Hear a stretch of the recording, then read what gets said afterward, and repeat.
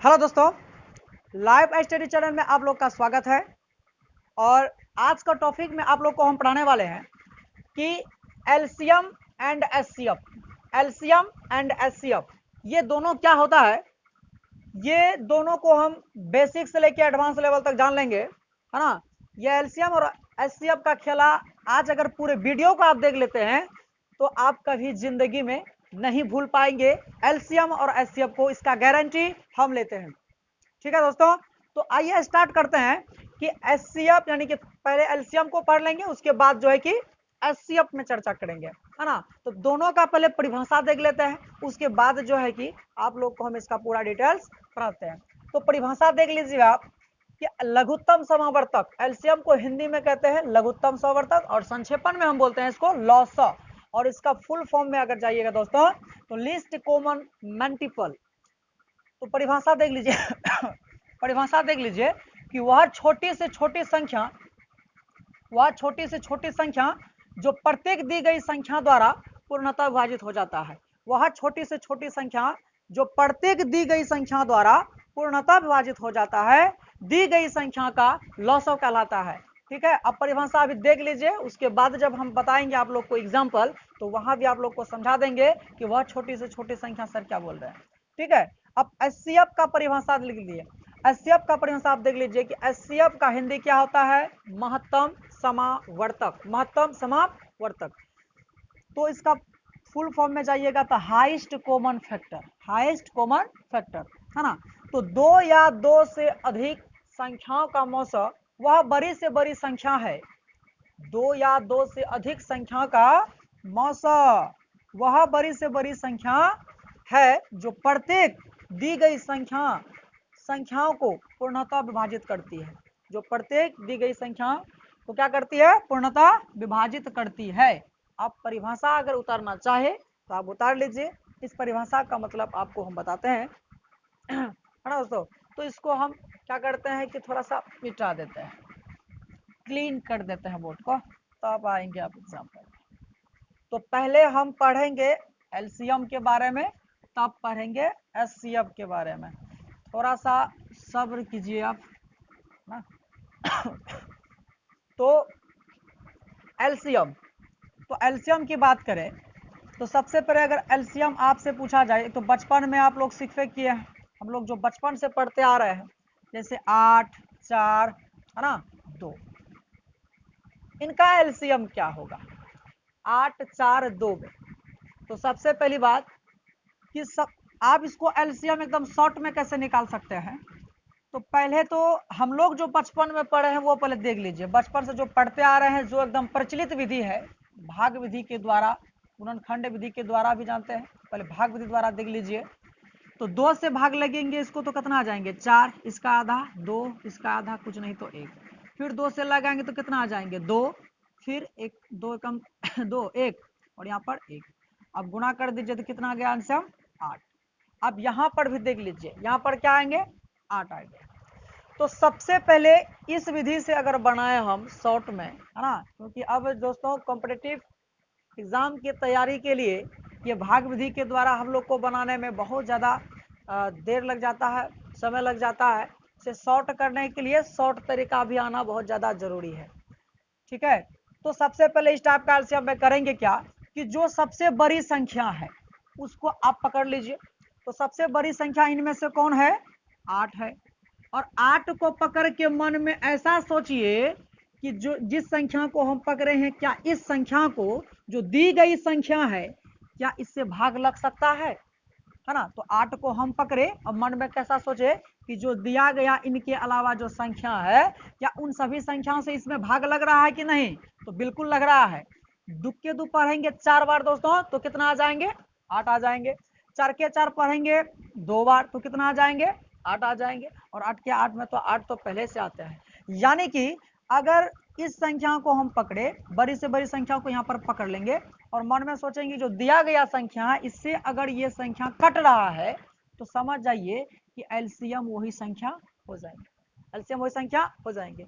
फिर एग्जांपल में आप फिर से लीजिए, जैसे ले लीजिए आप 6 ले लीजिए, 12 ले लीजिए, 24 ले लीजिए, 48 ले लीजिए, है ना, ले लीजिए 48। तो तो 48 से 24 तक रहने देते हैं, है ना। बाद में बढ़ाते जाएंगे लेवल को, तब देखिएगा।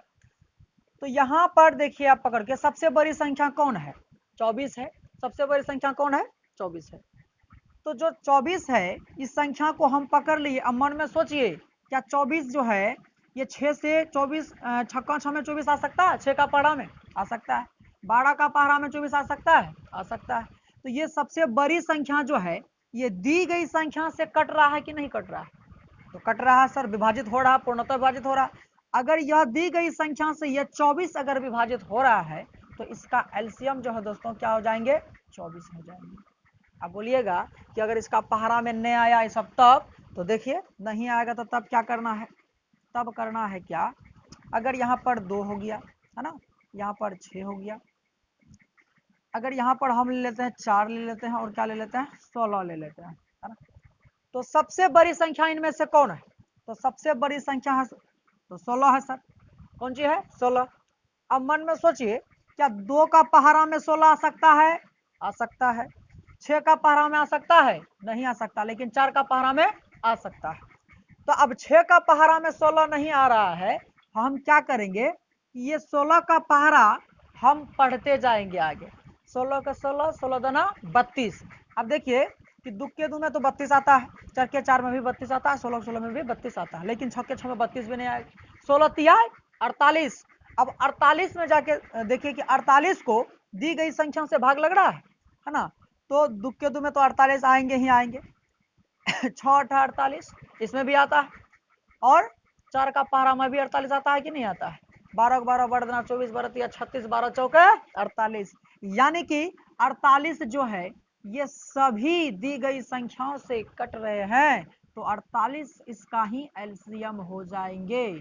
वह छोटी से छोटी संख्या बोले हैं दोस्तों, आपने तो गड़बड़ कर दीजिएगा कि इसका एलसीएम और इसके ज्यादा नहीं हो सकता है। मतलब कि जो दिया गया संख्या है, दिया गया जो संख्या, इससे और भी कुछ भी बड़ा संख्या लिख देंगे। जैसे हम लिख देंगे, अगर मान के चलिए, अगला एग्जांपल में आपको बताते हैं, ठीक है। तो यहां तक आप समझ गए होंगे। अगला एग्जांपल लेते हैं, देखिए क्या है अगला नेक्स्ट एग्जांपल, है ना। जैसे जैसे यहां पर हम ले लेते हैं 6 और ले लेते हैं क्या, 8। इन दोनों का अगर हम आपको बोले कि एलसीएम निकालिए, क्या निकालिए? एलसीएम। तो आप सबसे बड़ी संख्या को चुन लीजिए, है ना। सबसे बड़ी संख्या क्या है? 8 है। क्या 6 से 8 विभाजित होता है? नहीं होता है ना। पूरा पूरा विभाजित होगा? पूर्णतः वाला बात है, पूरा पूरा तो नहीं होता सर। तो 8 का पहाड़ा पढ़ना चालू कीजिए। 8 के 8, 8 दूना 16, 8 तिया 24। क्या 8 के 8, 8 दूना 16, 16 में भी तो 6 से विभाजित नहीं होता, 16 भी 6 से विभाजित नहीं होता। उसके बाद 8 तिया 24, 6 के 6 में 24 आता है, बिल्कुल आ रहा है। 8 के 8 में 24 आ रहा है, तो इसका एलसीएम क्या हो जाएंगे? 24 हो जाएंगे। क्या हो जाएंगे? 24, है ना। तो एलसीएम आप समझ गए होंगे। और भी कोई थोड़ा सा दिक्कत है, आप बोल सकते थे कि सर ये 24 ही क्यों नहीं, मतलब 24 ही क्यों? ऐसे भी बोल सकते जैसे कि 6 से जो है, 6 से और भी संख्या विभाजित होते होंगे, 8 से भी और भी संख्या विभाजित होते होंगे, तो वह बड़ी से बड़ी संख्या हो गया। लेकिन एलसीएम का फुल फॉर्म क्या है? जैसे 6 से अगर विभाजित हो रहा है, जैसे मान के चलिए कोई ऐसा एग्जांपल लीजिए कि 6 से, जैसे कि 48, 48 8 से विभाजित हो रहा है, 48 8 से विभाजित होता है और 6 से विभाजित होता है। लेकिन इसका एलसीएम, इसका जो एलसीएम है, इसका जो एलसीएम ये 48 नहीं होगा। क्यों नहीं होगा? कि ये 24 से बड़ा हो गया, और एलसीएम का हम परिभाषा क्या पढ़े, वह छोटी से छोटी संख्या जो दी गई संख्याओं से पूर्णतः विभाजित हो जाती है। तो वह छोटी से छोटी संख्या, ये सबसे पहले 24 ना कट रहा है दोनों से, तो 48 को आप लिख लीजिएगा एलसीएम, तो बिल्कुल गलत हो जाएगा, है ना दोस्तों। तो ये भले ही ये 6 से 6 का पहाड़ा से 48 आ जाता है, 8 का पहाड़ा से 48 होता है, लेकिन इसका जो एलसीएम जो है वो 48 नहीं आएंगे, क्योंकि 24 सबसे पहले कटता है इन दोनों से, इसलिए 24 इसका एलसीएम आ सकते हैं। आ सकते नहीं, आएंगे ही आएंगे, ऐसे मन में सोचिए, है ना। तो अब आशा है कि आप एलसीएम को समझ गए होंगे। और भी आपको हम एग्जांपल देते हैं। जैसे आप बड़ा से बड़ा अगर एग्जांपल हम लें, ये छोटा सा डिजिट वाला जितना भी होंगे दोस्तों, तो ये विधि से अधिकतर सॉल्व हो जाते हैं, लेकिन आप अगर बड़ा बड़ा डिजिट वाला एलसीएम आप बनाएंगे तो फिर हमको पुराना विधि में ही जाना पड़ेगा। तो फिलहाल और भी देख लीजिए आप, है ना। तो अगर हम बात करें ये वाला संख्या, तो सबसे बड़ी संख्या कौन है? 24 है। तो सबसे बड़ी संख्या जो 24 है, तो आप दिमाग में सोचिए जरा, क्या ये छक्का 6 में 24 आता है? आता है सर। 2 के 2 में आता है? आता है सर। 4 के 4 में आता है? आता है। 8 के 8 में आता है? आता है। तो इसका एलसीएम क्या होगा? 24 होगा। और एक एग्जाम्पल लेते हैं। एग्जाम्पल लेते हैं क्या, जैसे आप यहाँ लिख दीजिए 10, है ना, 10 लिख दीजिए, 15 लिख दीजिए, उसी तरह से आप 90 लिख दीजिए, है ना। अब इसका एलसीएम क्या होगा? तो इनमें से सबसे बड़ी संख्या कौन है? 90 है। तो 90 को चुन के पकड़ लिए 90 को, मन में सोचिए, क्या ये 10 के 10 में 90 आ सकता है? आ सकता है सर। 15 को 15 में आ सकता है? आ सकता है सर। तो एलसीएम क्या हो जाएंगे? 90 ही हो जाएंगे, है ना। अगर आप बात करते हैं फिर बड़ा संख्या का, ज़्यादा से ज़्यादा बड़ा अगर लेंगे, जैसे हम ले लेंगे यहाँ पर 50, यहाँ पर ले लेंगे मान के चलिए कि 100, और यहाँ पर ले लेंगे मान के चलिए कि 250, तो इस तरह भी तो हो सकता है, एलसीएम इसका निकाल सकते हैं। तो बड़ी से बड़ी संख्या क्या हो रहा है? क्या हो रहा है? 250। तो 50 के 50 में 250 तो आएंगे ही आएंगे, लेकिन 100 का पहाड़ा में क्या 250 आएंगे? तो नहीं आएंगे। तो 250 का पहाड़ा पड़ी, है ना।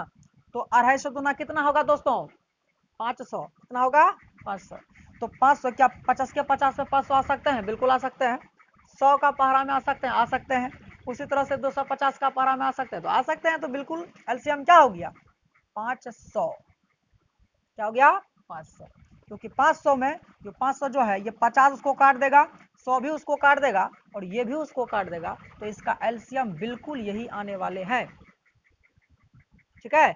और इससे अगर बड़ा बड़ा डिजिट आ जाते हैं तो आपको इस विधि से ही हल करना पड़ेगा, लेकिन लगभग में अगर इस तरह का डिजिट आपके सामने आता है तो इस तरह से आप शॉर्ट विधि से निकाल सकते हैं, है ना।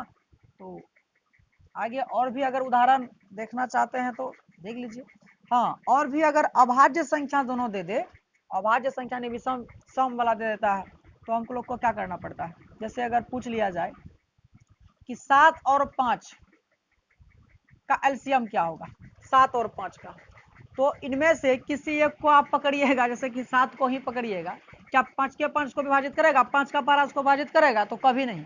तो दो अभाज्य संख्या जो होता है दोस्तों, अभाज्य संख्या फिर कह सकते हैं जो विषम संख्या होता है, उन दोनों का गुणनफल ही क्या होता है? एलसीएम होता है। दोनों का गुणनफल क्या होता है?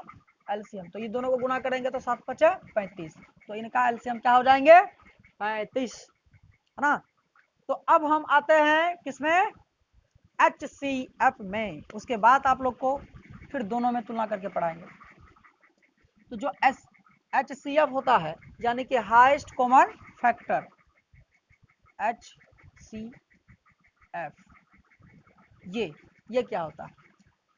तो HCF में ध्यान दीजिएगा थोड़ा सा कि HCF हम ले अगर 2, 8 और भी ले लीजिए 6, इनका अगर HCF आपको पूछ दे तो आप भाग विधि द्वारा तो HCF बनाए होंगे। तो अभी हम बनाएंगे एकदम शॉर्ट विधि सिखा रहे हैं आप लोग को, शॉर्ट विधि एकदम पूरा, ठीक है। तो इनमें से क्या करना, जैसे एलसीएम में हम 12 संख्याओं को पकड़ के सोच रहे थे कि दी गई संख्या से भाग लग जाए तो वो एलसीएम हो जाता है, लेकिन एचसीएफ में क्या करना होता है दोस्तों कि छोटा संख्या को पकड़िए आप और मन में सोचिए कि ये छोटा संख्या इन सभी बड़ा संख्या को मात दे देता है कि नहीं देता है, मतलब विभाजित कर देता है कि नहीं कर देता है। अगर विभाजित करता है तो वह छोटा संख्या क्या कहलाएगा? उन संख्याओं का एचसीएफ यानी कि मौसौ कहलाएगा। तो आप 2 को पकड़ लीजिए और मन में सोचिए, क्या 2 के 2 में 8 आता है? काट देगा इसको भी। 2 के 2 में 6 आता है, इसको भी काट देगा। तो इसका एचसीएफ क्या हो जाएंगे? 2। सिंपल। अब उसी तरह से देख लीजिए कि फिर एचसीएफ का बात करें हम, अगला एग्जाम्पल, तो अगर हम ले लेते हैं यहाँ पर 6, अगर ले लेते हैं 8, यहाँ पर ले लेते हैं और 10, है ना। तो सबसे छोटी संख्या यहाँ पर कौन है? तो सबसे छोटी संख्या सर यहाँ पर 6 है। क्या 6 जो है ये 8 को काट सकता है? पूर्णतः काट सकता है? नहीं काट सकता है। 10 को काट सकता है? नहीं काट सकता है। तो अब इसका एचसीएफ क्या होगा? तो फंस गया फेर में। तो करना कुछ नहीं है, ये 6 को दो गुणनखंडों में तोड़ दीजिए आप, है ना। दो गुणनखंडों में कैसे लिख सकते हैं, ऐसे भी लिख सकते हैं, या 1 गुना 2 गुना 3 करके हम 6 को पूरा सकते हैं कि नहीं पूरा सकते हैं, बिल्कुल पूरा सकते हैं सर। तो सबसे पहले इसको 6 का गुणनखंड हम क्या क्या लिख सकते हैं, 1 गुना 2 गुना 3 कर सकते हैं कि नहीं। अगर ऐसा कर सकते हैं तो सबसे पहले दिमाग लगाइएगा कि जो इन गुणनखंडों में जो सबसे बड़ी गुणनखंड है उनसे भाग लगा के देखिए कि जो दिया गया संख्या इस सबको काटता है कि नहीं काटता है। तो सबसे बड़ा गुणनखंड सर ये 3 था। अब 3 को पकड़ के मन में सोचिए, 3 के 3 में 6 आता है, हाँ आता है। 8 आता है, बिल्कुल नहीं। 10 आता है, बिल्कुल नहीं। तो ये 3 जो है सबसे बड़ी संख्या को ध्यान में रखना, सबसे पहले बड़ी संख्या से भाग लगाना है। अगर बड़ी संख्या से नहीं कटता है तो उससे छोटा जो वाला गुणनखंड है उससे दिमाग लगाइए, अब इससे भी नहीं कटेगा तो लास्ट में तो एक तो करेगा एचसीएफ, ठीक है। तो अब 2 के 2 पढ़ के देखते हैं, 6 आता है, 8 भी आता है, 10 भी आता है, तो इसका एचसीएफ दोस्तों क्या हो जाएंगे, 2 हो जाएंगे। क्या हो जाएंगे, 2। अगला एग्जाम्पल और भी दिखे आप, पूरा दिमाग में घुसना चाहिए एचसीएफ आज जैसे हो उसी तरह से। हम अगर एग्जाम्पल लें और भी 7 का अगर ले बात करते हैं, 7 का बात करते हैं, 8 का बात करते हैं, 5 का, कुछ भी संख्या ले लीजिए आप, कुछ भी। तो सबसे छोटी संख्या इनमें से कौन है, तो बात करेंगे तो 7 तो सर बड़ा है, फिलहाल यहाँ सबसे छोटी संख्या कौन है, 4 है। अब 4 को पकड़ के मन में सोचिए कि ये 4 के 4 जो है सबको काट सकता है, 4 का पहाड़ा में सब कुछ आ सकता है, 5 आ सकता है, ये सब कभी संभव ही नहीं है। 4 का पहाड़ा में 5 चले आएगा, 8 आ जाएगा, 7 आ जाएगा। तो आपको क्या रूल बताया अभी, इनको गुणनखंडों में तोड़ दीजिए जो सबसे छोटी संख्या हो। इसको 1 गुना 2 गुना 2 गुना तो लिख सकते हैं ना। तो इनमें सबसे बड़ी गुणनखंड कौन है, 2 है सर। 2 को पकड़िए और पढ़िए, 2 में 4 आता है, आता है। 5 आता है, नहीं आता। 8 आता है, आता है, लेकिन 7 नहीं आता है। तो ये दोनों तो 2 है, ये तो आएगा नहीं। तो अब 1 को धर लीजिए ना आप, है ना। सबसे पहले क्या बताता है आपको, बड़ी गुणनखंडों से चेक करना है। अगर बड़ा गुणनखंडों से ये नहीं कटता है तो छोटा गुणनखंडों में दिमाग लगाइए और इसको मात दे दीजिए। तो इसको अगर हम काटाते हैं 1 का, तो 1 का पहाड़ा में तो सब संभव है ये, इसका इसीलिए एचसीएफ क्या हो गया दोस्तों, 1 आ गया। क्या आ गया, 1 आ गया। और भी एग्जांपल देख लीजिए आप, अगर अब भी समझ में नहीं आए हैं तो। बड़ा से बड़ा किसी भी संख्या का एचसीएफ आप निकाल सकते हैं। एचसीएफ बड़ा आसान है लेकिन थोड़ा सा एलसीएम में दिक्कत करता है, कोई दिक्कत नहीं है।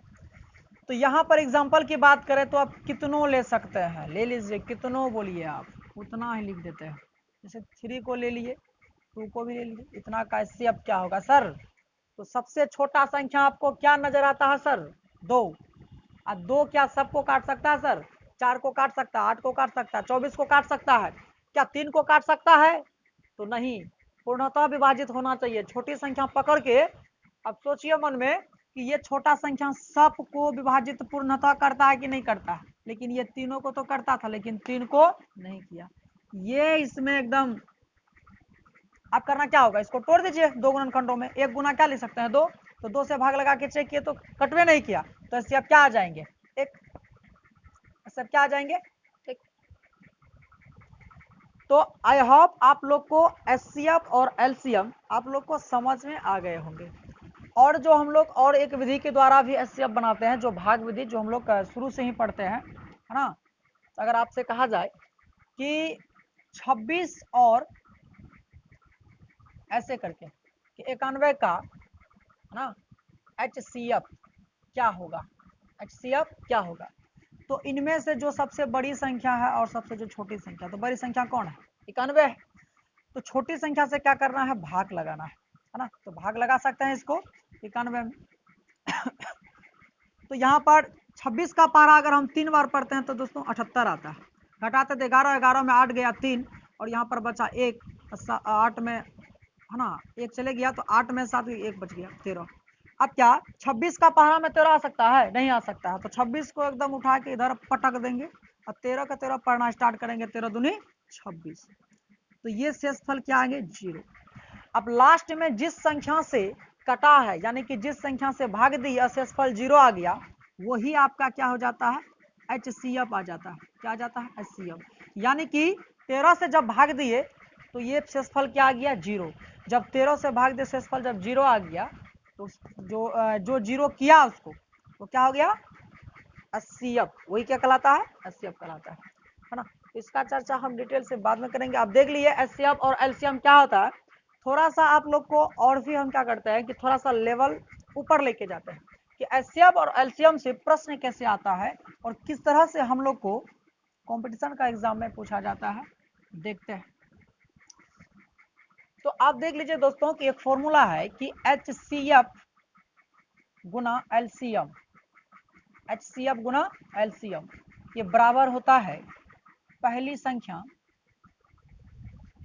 गुना दूसरी संख्या, पहली संख्या गुना दूसरी संख्या जी, यानी कि HCF गुना LCM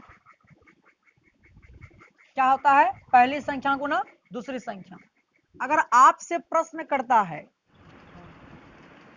तो दोस्तों आप देख लीजिए कि HCF गुना LCM बराबर होता है पहली संख्या गुना दूसरी संख्या।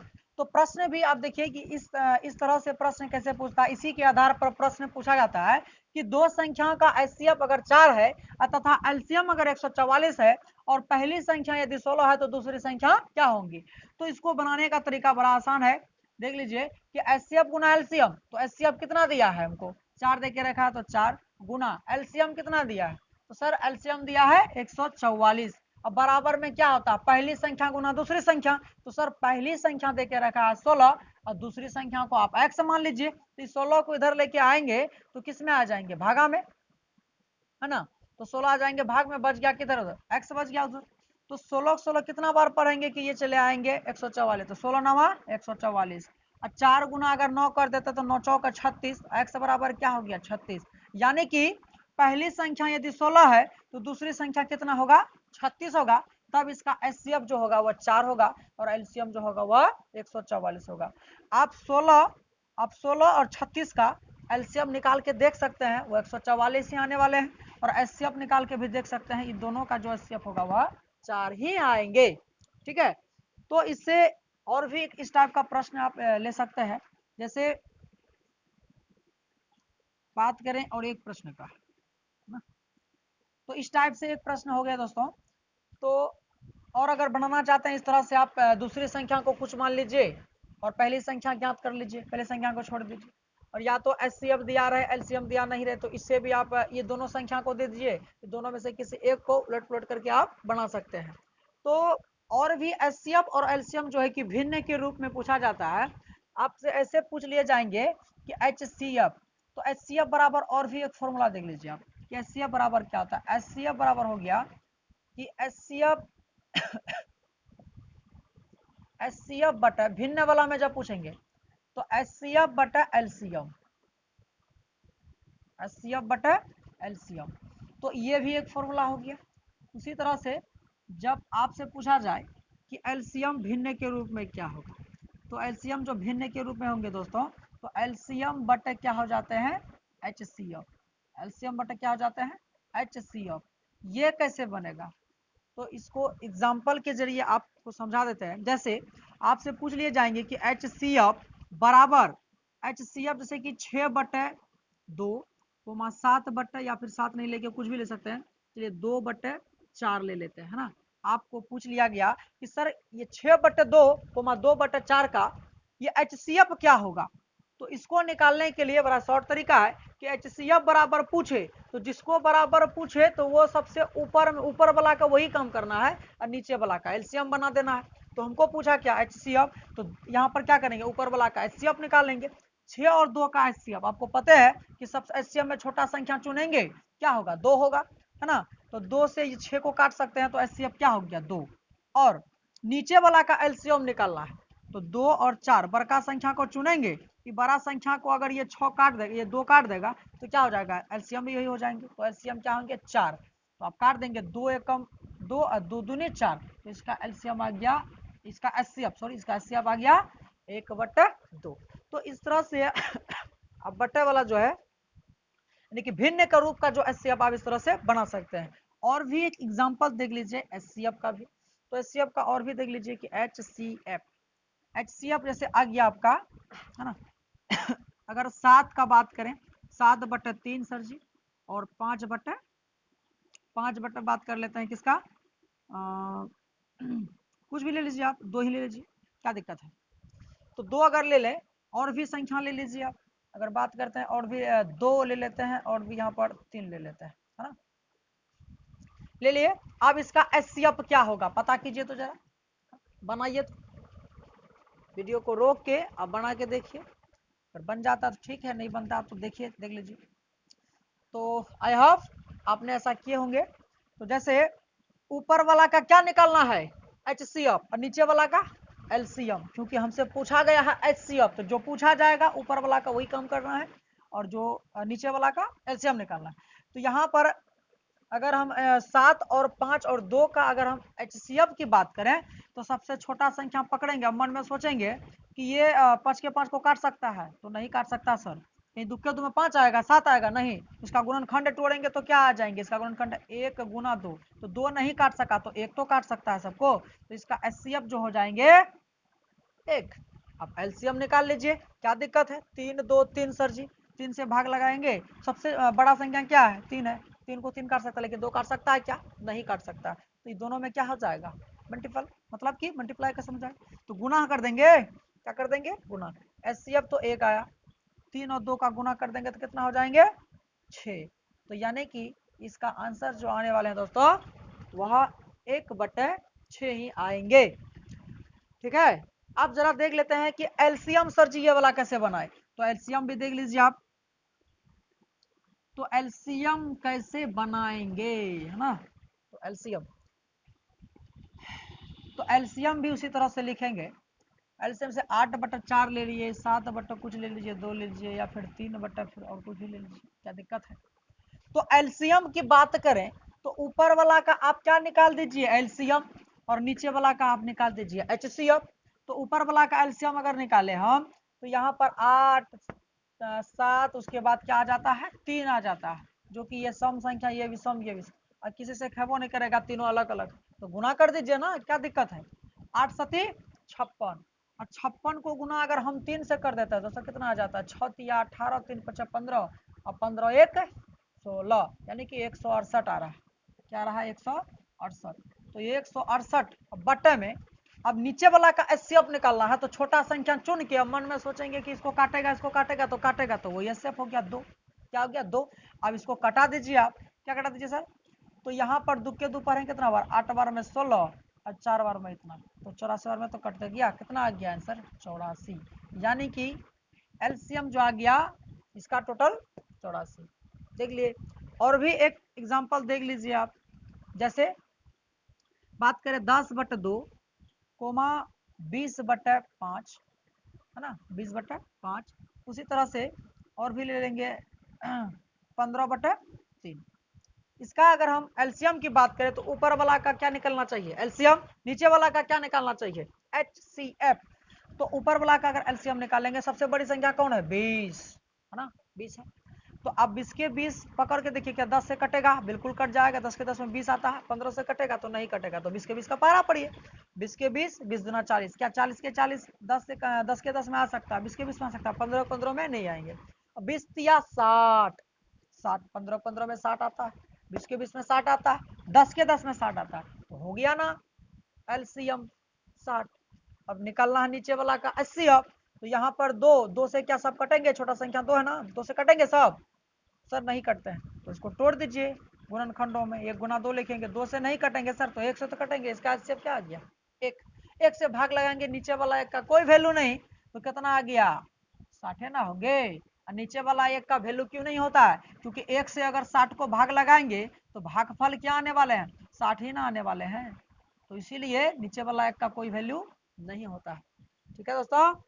तो आज का बेसिक क्लास जो है यहीं पे रहने देते हैं, और अगला जो भी एग्जाम में पूछे गए जो भी प्रश्न है, प्रीवियस क्वेश्चन जितना भी क्वेश्चन है पिछला वाला, यानी कि कॉम्पिटिटिव एग्जाम में जो भी इससे संबंधित जो भी प्रश्न पूछे जाते हैं, चाहे वो कोई भी एग्जाम हो, तो वह प्रश्न को ना आपको हम कराने वाले हैं अगले वीडियो में। आज बेसिक तक ही रहने देते हैं, इतना ही। वीडियो अगर अच्छा लगे दोस्तों आप लाइक कर दीजिए, अगर चैनल पे अगर नए आए हैं, अगर आपको पढ़ने में मज़ा आ रहा है यानी अच्छे लग रहे हैं, तो चैनल को सब्सक्राइब कर लीजिए। Thank you.